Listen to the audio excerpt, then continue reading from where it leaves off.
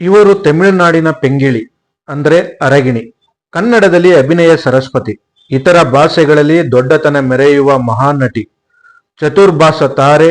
ಖಂಡಿತವಾಗಿಯೂ ಅವರು doctor B Sarojadevi.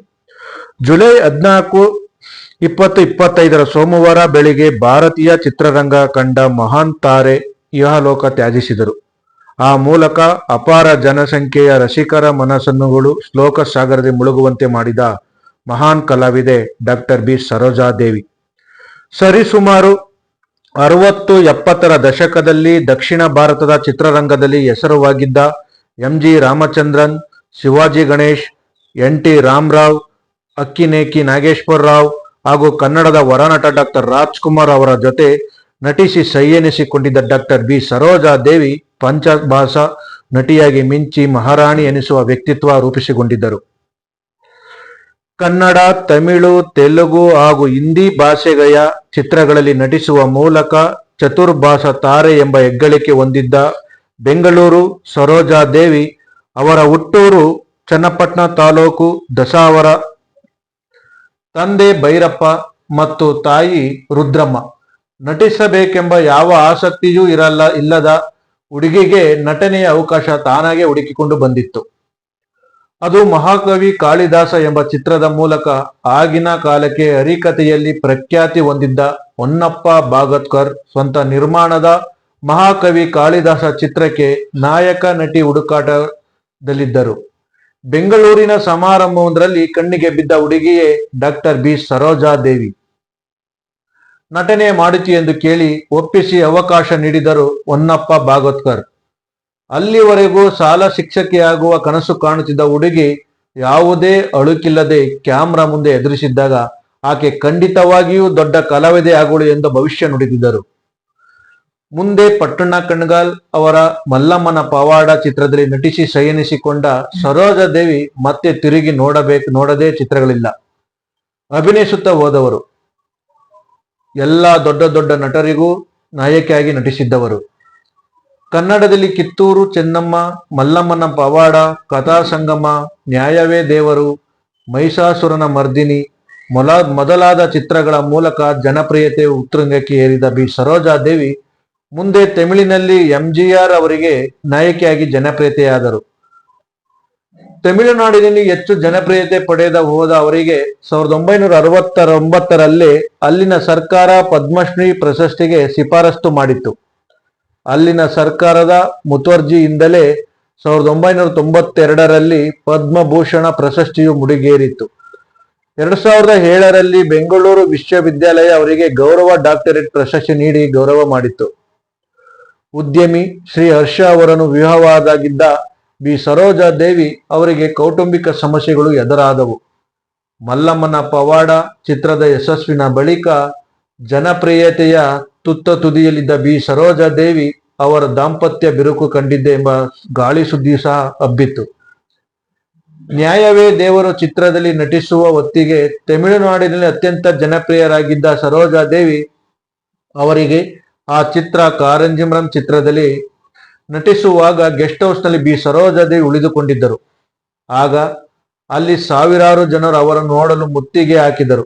ಆದರೆ ಜೊತೆಯಲ್ಲಿ ಯಾರು ಇಲ್ಲದ ಆ ಕ್ಷಣ ನನ್ನ ಬದುಕಿನ ಅತ್ಯಂತ ಆತಂಕ ಮತ್ತು ನೋವಿನ ಕ್ಷಣ ಎಂದು ಬಿ ಸರೋಜಾದೇವಿಯವರು ಹೇಳಿಕೊಂಡಿದ್ದರು. ಆರ್ ನಾಗೇಂದ್ರ ರಾಯರ ಗರಡಿಯಲ್ಲಿ ಪಳಗಿದ ನಟಿಗೆ ಬಿ.ಆರ್. ಪಂತುಲು ತಮಿಳು ಚಿತ್ರದಲ್ಲಿ ಅವಕಾಶ ನೀಡಿದರು. ಆಗಿನ ಮುಖ್ಯಮಂತ್ರಿ ಎಸ್. ನಿಜಲಿಂಗಪ್ಪ ಅವರು ಅಭಿನಯ ಸರಸ್ವತಿ ಎಂಬ ಬಿರುದು ನೀಡಿದರು. ಭಾಗ್ಯವಂತರು ಚಿತ್ರದ ಬಳಿಕ ರಾಜ್ ಕುಟುಂಬಕ್ಕೆ ಅತ್ಯಂತ ಆಪ್ತರಾಗಿದ್ದರು. ತಮಿಳಿನಲ್ಲಿ ಎಂಜಿಆರ್ ಅವರ ಜೊತೆ ಸುಮಾರು 20 ಚಿತ್ರಗಳಲ್ಲಿ ಅಭಿನಯಿಸಿ ದಾಖಲೆ ಬರೆದರು. ತೆಲುಗಿನಲ್ಲಿ ಅಕ್ಕಿನೇನಿ ನಾಗೇಶ್ವರ ರಾವ್ ಅವರ ಚಿತ್ರ ಸೂಪರ್ ಹಿಟ್ ಆಗಿ ಮನೆ ಮಾತಾದರು. ಎಲ್ಲದಕ್ಕಿಂತ ಮುಖ್ಯವಾಗಿ ಮಾಜಿ ಮುಖ್ಯಮಂತ್ರಿ ದಿವಂಗತ ಎಸ್. ಎಂ. ಕೃಷ್ಣ ಅವರ ಸ್ನೇಹದಲ್ಲಿ ವಿಶೇಷವಾದ ಕಾಳಜಿಯ ದಿನಗಳನ್ನು ಎದುರಿಸಿದರು. ಪುನೀತ್ ರಾಜ್ಕುಮಾರ್ ಅವರ ಜೊತೆ ಬಾಲ್ಯದಲ್ಲಿ ಯಾರಿವನು ಮತ್ತು ಹಿಂದೆ ನಟಸಾರ್ವಭೌಮ ಚಿತ್ರದಲ್ಲಿ ನಟಿಸಿ ಸೈ ಎನಿಸಿಕೊಂಡರು. ಡಾಕ್ಟರ್ ರಾಜ್ಕುಮಾರ್ ಅವರ ಜೊತೆ ಮಲ್ಲಮ್ಮನ ಪವಾಡ ಚಿತ್ರದಲ್ಲಿ ಅನಾರೋಗ್ಯ ಪೀಡಿತ ಗಂಡನನ್ನು ಸರಿಪಡಿಸುವ ಪಾತ್ರ, ಮಹಿಷಾಸುರ ಮರ್ದಿನಿ ಚಿತ್ರದಲ್ಲಿ ಚಾಮುಂಡಿಯಾಗಿ ಮಹಿಷಾಸುರನ್ನು ಕೊಲ್ಲುವ ಪಾತ್ರದಲ್ಲಿ ಭಾಗ್ಯವಂತರು ಚಿತ್ರದಲ್ಲಿ ಆಗಾಗ ಪ್ರೀತಿಯ ದುರಂತ ನಾಯಕಿಯಾಗಿ ಇನ್ನೂ ಅನೇಕ ಚಿತ್ರಗಳಲ್ಲಿ ನಟಿಸಿ ಅಪರೂಪದ ಕಲಾವಿದೆಯಾದರು.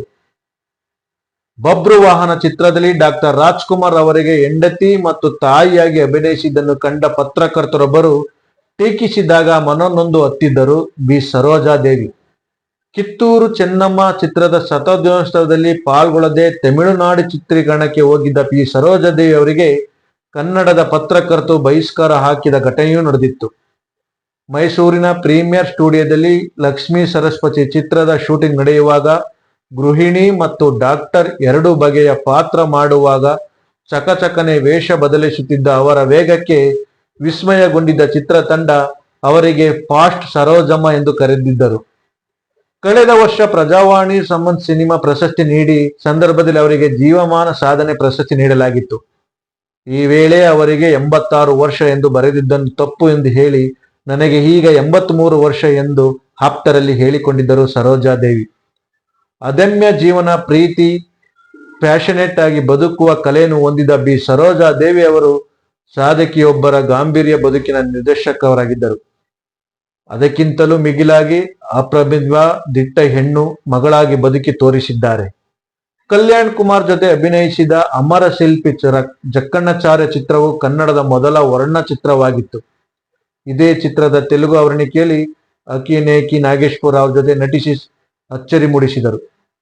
ಮಹಾನ್ ನಟಿ ಕೊಂಡಾಡಿದ ವಿಸ್ಮಯ ಪ್ರಸಂಗ. ಕಳೆದ 2005ರಲ್ಲಿ ಅಮೆರಿಕ ಡೈಟನ್ನಲ್ಲಿ ಒಕ್ಕಲಿಗ ಪರಿಷತ್ ಬಿ ಸರೋಜಾದೇವಿಯವರನ್ನು ಆಹ್ವಾನಿಸಿ ಜೀವಮಾನ ಸಾಧನೆ ಪ್ರಶಸ್ತಿ ನೀಡಿ ಸಂದರ್ಭದಲ್ಲಿ ಪಾಲ್ಗೊಂಡಿದ್ದ ಎಚ್.ಡಿ. ಕುಮಾರಸ್ವಾಮಿ ಅವರಿಗೆ ನೀವು ಮುಖ್ಯಮಂತ್ರಿ ಆಗುತ್ತೀರಿ ಎಂದು ಬಿ ಸರೋಜಾದೇವಿ ಹೇಳಿದರಂತೆ. ಅದೇ ರೀತಿ ಪಕ್ಕದಲ್ಲಿ ಇದ್ದ ಡಿ.ಕೆ. ಶಿವಕುಮಾರ್ ಅವರಿಗೂ ನೀವು ಮುಖ್ಯಮಂತ್ರಿ ಆಗುತ್ತೀರಿ ಎಂದು ಹೇಳಿದ್ದಾರೆ. 1986ರಲ್ಲಿ ಅವರ ಪತಿ ಶ್ರೀ ಹರ್ಷ ಮೃತಪಟ್ಟಾಗ ಒಬ್ಬಟ್ಟಿ ಜೀವನ ಬದುಕು ಸೇರಿದ ಬಿ ಸರೋಜಾ ಅವರಿಗೆ ಚಿತ್ರರಂಗ ಸವಿನೆನಪುಗಳು ಶಕ್ತಿಯಾದವಂತೆ. 2006ರಲ್ಲಿ ವರನಟ ಡಾಕ್ಟರ್ ರಾಜ್ಕುಮಾರ್ ಕಾಲವಾದ ಬಳಿಕ ಸಾವಿನ ಚಿಂತೆ ತೀವ್ರವಾಗಿ ಕಾಡಿತಂತೆ. ಏಕೆಂದರೆ ರಾಜ್ಕುಮಾರ್, ಬಿ.ಆರ್. ಪಂತುಲು, ಎಂ.ವಿ. ರಾಜಮ್ಮ, ಪಂಡರಿಬಾಯಿ, ಪ್ರಭಾಕರ್, ವಜ್ರಮಣಿ, ಸುಧೀರ್, ಸುಂದರ್ ಕೃಷ್ಣರಾಸು ಮೊದಲಾದವರು ಬಿಟ್ಟು ಹೋದ ಕಹಿ ನೆನಪಾಗಿ ಕಾಡಿತ್ತು. ಮಲ್ಲೇಶ್ವರಂದ ಮನೆ ವಿಶಾಲವಾಗಿದ್ದರೂ ಅದನ್ನು ಮಾರಿ ಸದಾಶಿವ ನಗರದ ಮನೆಯಲ್ಲಿ ನೆಲೆಸುವ ಯೋಚನೆಗೆ ವಿದೇಶ ಪಯಣವೊಂದು ಬ್ರೇಕ್ ಹಾಕಿತ್ತಂತೆ. ಅಲ್ಲಿ 4-5 ಎಕರೆ ಜಾಗದ ಮನೆಗಳನ್ನೇ ನಿರ್ವಹಣೆ ಮಾಡುವಾಗ ಇಲ್ಲಿ ಮಾಡುವುದು ಸಾಧ್ಯವಿಲ್ಲ ಎಂದು ಯೋಚಿಸಿದರಂತೆ. ಈ ರೀತಿಯ ಎಲ್ಲವನ್ನೂ ನೆನಪಿಸಿಕೊಳ್ಳಲು ಯಾರಿಗೆ ಸಾಧ್ಯವಿದೆ ಹೇಳಿ? ಮಕ್ಕಳ ವಿಷಯ ನೆನಪಾದಾಗ ಜಮುನಾಗೆ ಒಲಿದಂತೆ ನನಗೂ ಗುರು ಸಾರ್ವಭೌಮ ಒಲಿಯಲಿಲ್ಲ ಎಂದು ರೋದನೆ ಪಟ್ಟಿದ್ದರು ಬಿ ಸರೋಜಾದೇವಿ ಅವರು.